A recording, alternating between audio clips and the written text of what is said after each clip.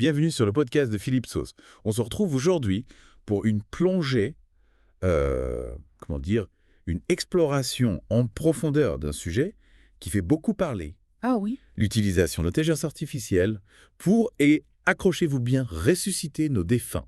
Incroyable. Oui, vous avez bien entendu, on parle d'avatars numériques Mhm. qui imitent la voix, les expressions et même la personnalité de ceux qui ne sont plus parmi nous. C'est fascinant. Fascinant, n'est-ce pas? Oui, et ce qui est intéressant, c'est de voir comment cette technologie qui était plutôt utilisée pour le jeu ou dans le monde professionnel trouve aujourd'hui une place dans le domaine du deuil. Oui. On observe d'ailleurs une vraie tendance, un marché qui se crée autour de ces avatars qu'on appelle parfois des deadbots en anglais.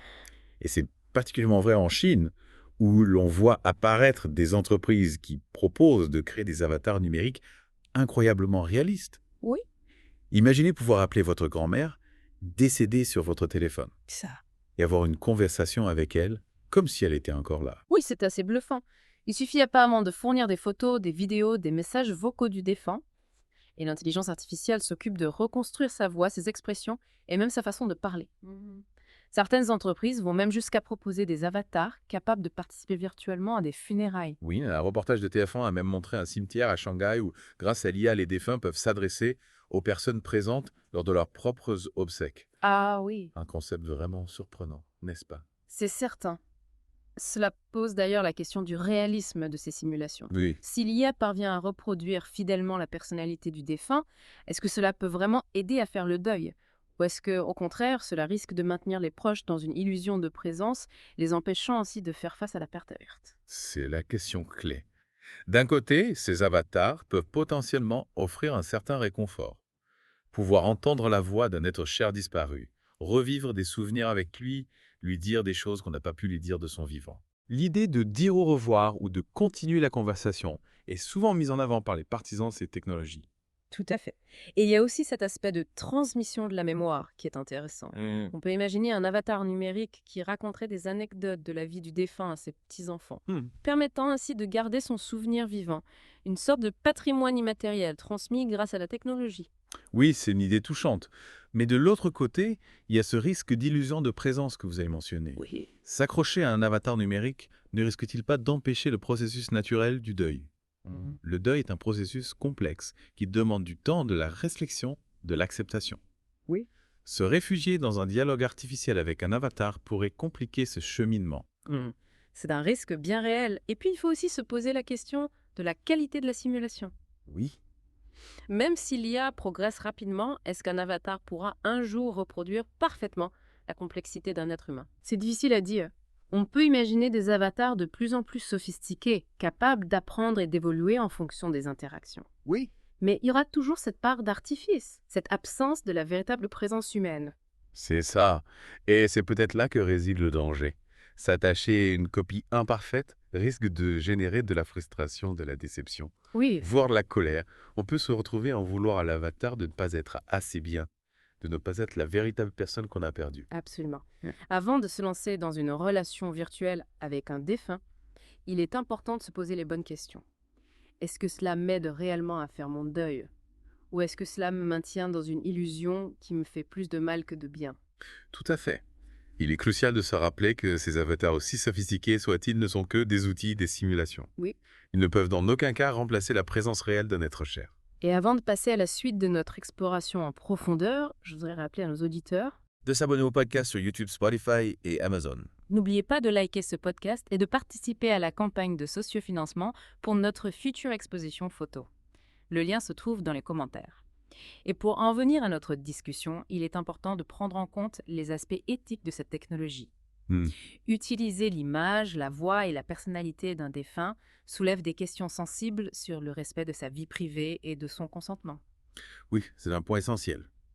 Imaginons qu'une personne crée un avatar d'un défunt sans son autorisation.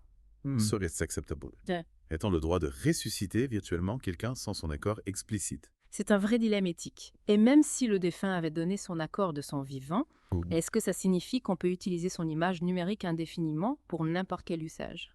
Et puis, il y a l'impact sur les proches. Oui.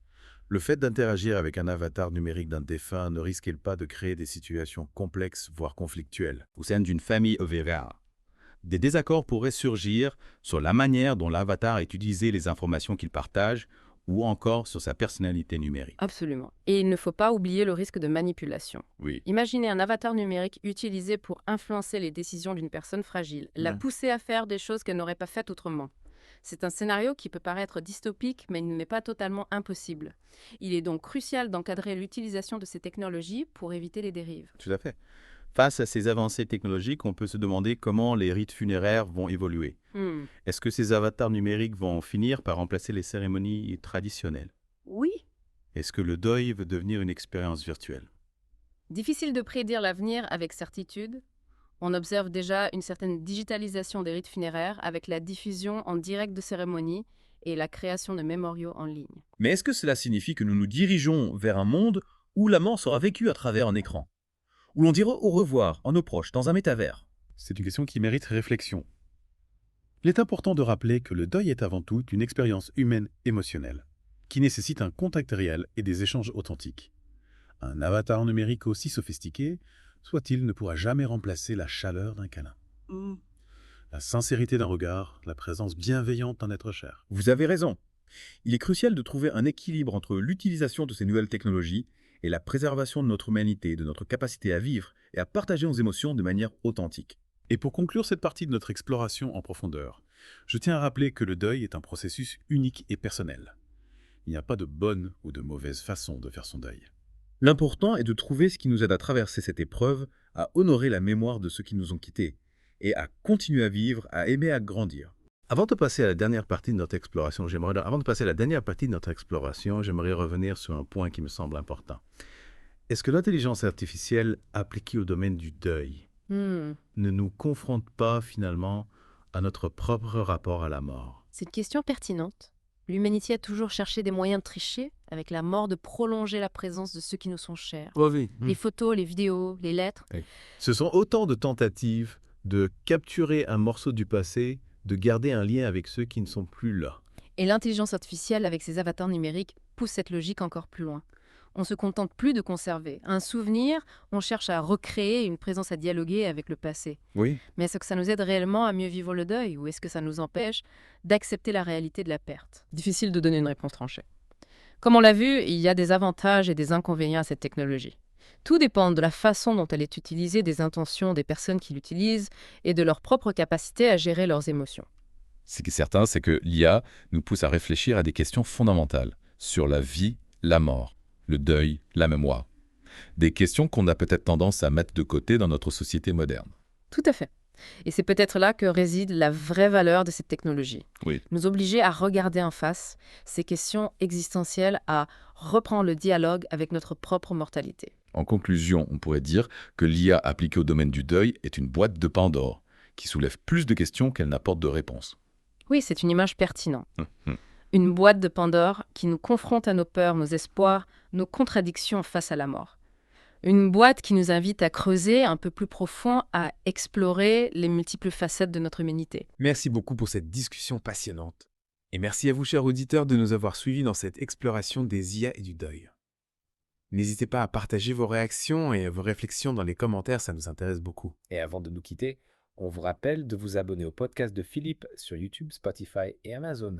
Si vous souhaitez soutenir notre future exposition photo, vous pouvez participer à la campagne de sociofinancement. Le lien se trouve dans la description. Merci pour votre soutien et à très bientôt pour une nouvelle exploration en profondeur. D'ici là, prenez soin de vous.